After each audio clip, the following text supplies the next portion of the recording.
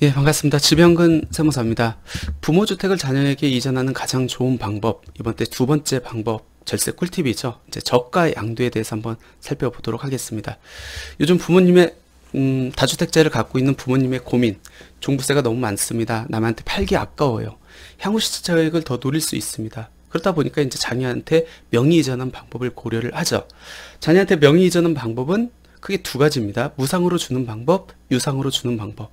무상으로 준다는 것은 이제 증여 문제가 발생할 수 있는데, 이때 부담부 증여를 이용하면은 세금을 가장 적게 내면서 부모 소유 주택을 자녀에게 이전할 수 있다는 것은 저번 시간에 말씀드렸고, 오늘 제가 말씀드리려고 하는 것은 유상입니다. 즉 대가 관계가 있는 상황입니다.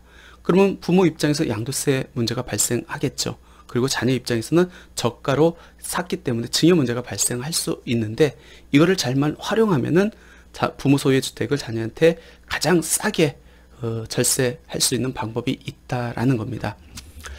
요즘 부모와 자식 간의 부동산 거래가 늘고 있습니다. 당연히 부모님 입장에서는 주택수를 경감을 해가지고 종합부동산세를 줄이려고 하는 거고, 특히 양도소득세가 1년 동안 한시적으로 배제가 되고 있죠. 그래서 2023년도까지 5월 9일까지 주택을 양도해야만 양도소득세 중과 배제를 적용받을 수 있기 때문에, 이 기회를 이제 잘 활용해가지고 양도세 부담도 중과가 됐을 때보다 세금을 적게 내가지고 이전할 수 있다는 겁니다.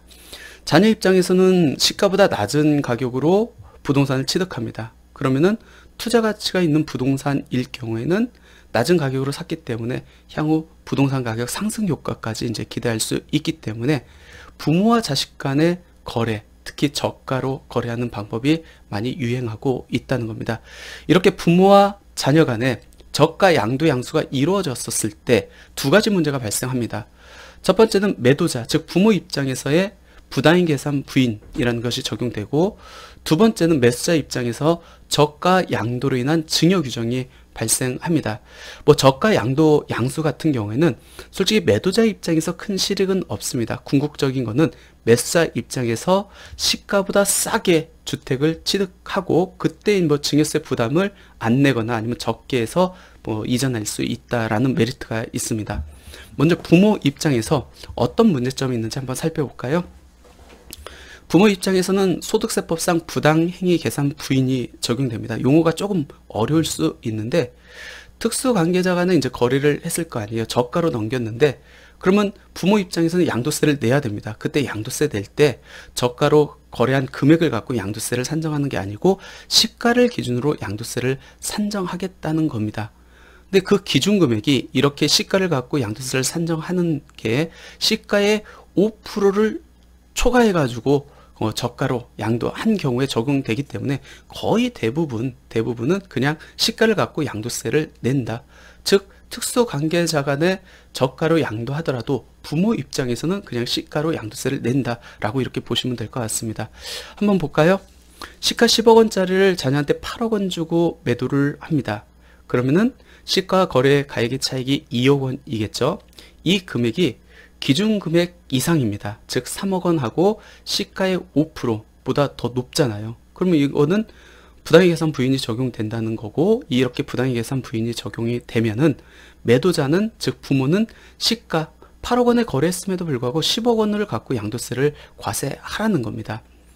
그럼 매도자 입장에서, 즉 부모 입장에서 주택이 1세대 1주택 한 채밖에 없다. 그럼 양도세는 없겠고 시가로 낸다 할지라도 기본세율 적용 대상자다라고 하면은 10억 원을 갖고 시가를 갖고 양도세를 계산하면 되는 거고, 2주택 또는 3주택 중과세율이 적용된다라고 하면은 양도세 부분이 너무 많기 때문에 굳이 자녀한테 준다 할지라도 양도할 이유는 없겠죠. 그래서 2주택자 중과 대상자하고 3주택 중과 대상자는 저가 양도의 실익이 그렇게 크지 않은데, 지금 한시적으로 양도소득세가 중과 배제되고 있기 때문에 지금 기본세율을 적용받아 가지고 저가 양도를 하는 것도 괜찮다라는 겁니다. 이번에는 자녀 입장에서 어떤 변화가 있는지 볼까요? 자녀 입장에서는 저가로 주택을 취득합니다. 그러니까 예를 들어서 10억짜리인데 거래를 8억에 했어요. 그러면 2억 원에 대한 어떤 이익을 얻겠네요. 그거를 이제 증여로 본다는 건데, 그렇게 증여로 보려면은 시가와 거래 금액의 차액에서 기준 금액을 차감한 금액이 3억 원이거나 시가의 30%를 초과해야 됩니다. 그러면 10억 원짜리를 8억에 줬었을 때 자녀 입장에서 증여세 문제가 발생합니까? 언뜻 보면은 2억 원이 증여받은 결과가 되잖아요. 근데 시가와 거래 금액의 차익이 2억 원이면은 3억 원과 시가의 30%에 미달하네요. 이때는 저가 양수로 인한 증여 규정이 적용되지 않는다는 겁니다. 실질적으로 2억을 더 싸게 샀음에도 불구하고 자녀 입장에서는 증여세를 내지 않아도 된다는 겁니다. 이래서 저가 양도가 실질적으로 실익이 있다는 겁니다. 그럼 거래 금액을 더 낮추면 어떻게 됩니까? 거래 금액을 7억으로 낮췄다라고 가정을 해볼게요. 그러면 시가와 거래 금액이 3억 원인데 3억 원과 시가의 30% 거기에 딱 맞네요. 이때까지는 증여 문제 발생하지 않는다. 그럼 거래 금액을 더 낮추면 어떻게 될까요? 6억 원으로 했습니다.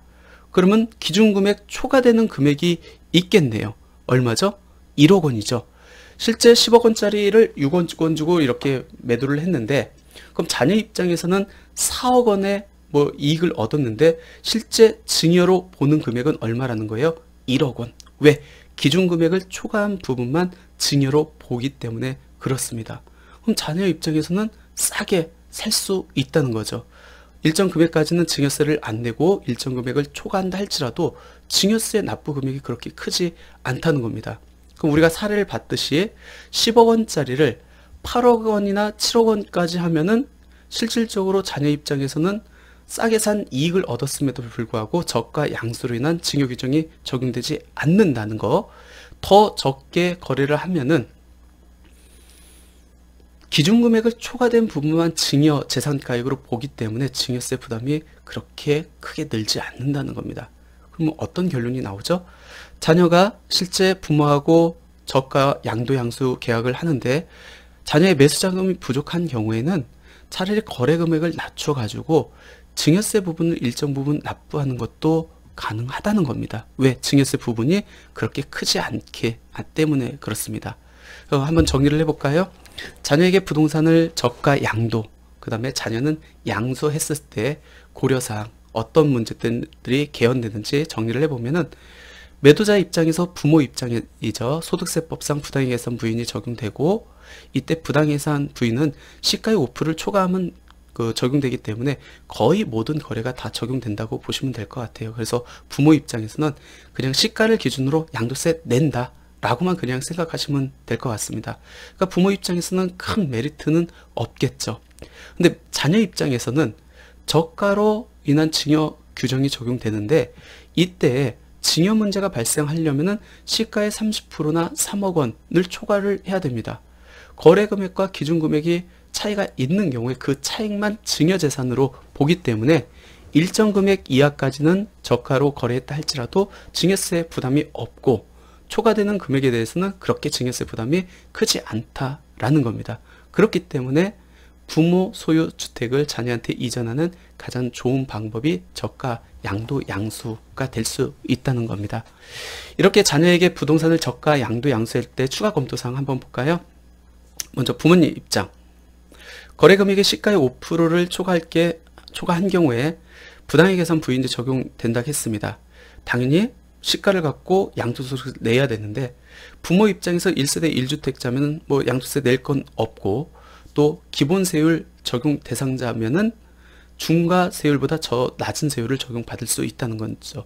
근데 지금 한시적으로 1년간 양도세가 중과 배제가 되고 있기 때문에 저가 양도의 절호의 기회다라고 이렇게 볼 수 있고, 그럼 궁극적으로 부모 입장은 양도세를 내는 데 있어서 시가를 갖고 양도 가액을 산정한다는 겁니다. 그럼 시가를 낮추면 조금이나마 양도소득세를 절감할 수 있다는 얘기겠죠. 그 시가를 낮추기 위해서 우리가 할 수 있는 방법, 감정평가를 받으면 되겠죠. 왜? 내가 감정평가를 받지 않으면은 분명 과세관청에서 시가를 매매사례가액, 즉 남들이 거래한 가액을 준용해서 이게 시가니까 이걸로 해서 양도세 신고해 라고 할 겁니다. 근데 내 주택에 대해서 감정을 이미 받는다고 하면은 다른 주택을 대입할 이유가 없죠. 왜? 내 주택에 대한 감정가액이 우선이기 때문에. 그래서 향후 시가를 낮은 금액으로 적용하기 위해서 양도시에 감정가액을 받아 진행하는 것을 추천드립니다. 이렇게 감정가액을 받는다 할지라도 저가 양도해도 됩니까? 상관없죠. 단지 부모는 감정가액에 따라서 양도세 신고하고, 그 다음에 자녀는 그 감정가액하고 아까 기준금액 차액에 대해서 미달하면은 증여세 없고, 초과하면은 그 초과되는 부분만 증여세를 내면 되기 때문에 이게 불법적인 방법이 아닌 합법적인 방법이다라는 겁니다. 자녀 입장에서 검토사항 볼까요? 부모 입장에서 부당의 계산 부인은 시가의 5%를 초과했을 때 적용되지만, 자녀 입장에서 증여 부분은 3억 원하고 시가의 30% 중에 작은 금액을 초과하면 발생합니다. 그리고 저가 양도 양수예요. 싸게 거래를 했다는 거지 거래 대금은 서로 주고받아야 됩니다. 따라서 특수 관계자의 거래이기 때문에 거래 대금을 금융자를 통해서 만들어 놔야 된다. 그리고 거래 대금은 누구 거여야 되죠? 당연히 자녀 자체의 취득재원으로 입증이 돼야 되는 겁니다. 이거를 돈을 돌려가지고 하면은 나중에 문제가 될 수 있다라는 거고, 거래 대금에 대한 자금 출처 입증이 미비한 경우에는 나중에 증여 문제세까지 고려될 수 있기 때문에 취득재원은 마련해 놓는 것이 맞다라는 겁니다. 특히 이 저가 양도를 올해 안에 하는 게 좋은 이유는 뭐냐면, 자녀 입장에서는 물론 증여 문제도 개연될 수 있겠지만 또 어떤 세금을 내야 되죠? 취득세를 내야 됩니다. 왜? 부모 주택을 내가 저가로 양도해서 명의 이전하기 때문에 명의 등기에 칠 때 취득세를 내야 되는데, 특수 관계자 간의 거래잖아요. 그러면 아까 부모 입장에서 부당의 계산 부인이 적용되는데 취득세에서도 부당의 계산 부인이 있습니다. 근데 너무 감사하게도 취득세에서 부당행위 계산은 현재 법인에 한해서 적용되고 내년부터 개인에까지 확대가 됩니다. 그 얘기는 뭐죠?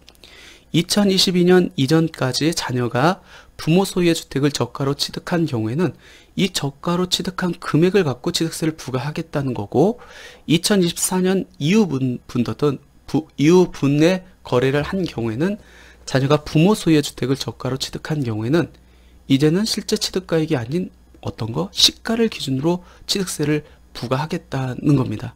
한번 사례를 들어볼까요? 아버지가 별도 세대인 자녀한테 시가 10억 원의 아파트를 7억 5천만 원에 저가 양도를 합니다. 그러면은 자녀 입장에서는 7억 5천만 원이면은 시가의 30%에 미달하기 때문에 증여 문제는 전혀 발생하지 않아요. 대신에 이 주택을 취득할 때 취득세를 내야 되는 겁니다. 만약 2022년도에 취득을 한다라고 했었을 때는 이 7억 5천에 대해서 취득세를 부과합니까? 10억에 대해서 부과합니까? 이제 그 얘기거든요. 2022년도 이전에는 부당의 계산 부인을 적용하지 않기 때문에 실제 취득 가액하고 주택 공시가격 중에 큰 걸 갖고 취득세를 부과합니다. 주택 공시가격이 7억 원이라고 하면은 저가 양수한 금액이 7억 5천이기 때문에 7억 5천에 대해서 세율을 적용하죠. 자녀가 무주택자입니다. 즉 조정 대상 지역에 있는 첫 번째 주택을 취득하기 때문에 세율은 기본 세율이 적용되겠죠. 기본 세율이 적용된다는 것은 취득가액에 따른 1에서 3%의 취득세율이 적용된다는 겁니다.